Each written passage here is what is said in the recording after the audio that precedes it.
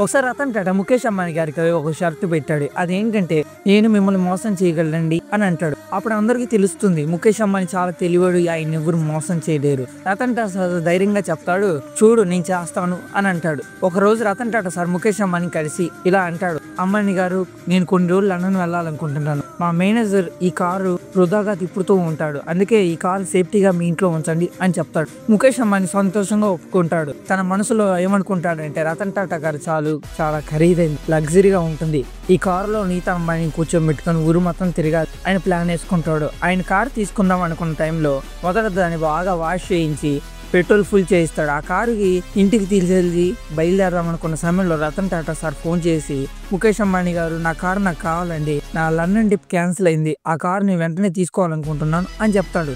ఇది చెప్పగానే రతన్ టాటా పెద్దగా నవ్వేస్తూ ఉంటాడు. అప్పుడు ముఖేష్ అంబానీకి అర్థమవుతుంది రతన్ టాటా గారు నన్ను ఇలా మోసం చేశారని.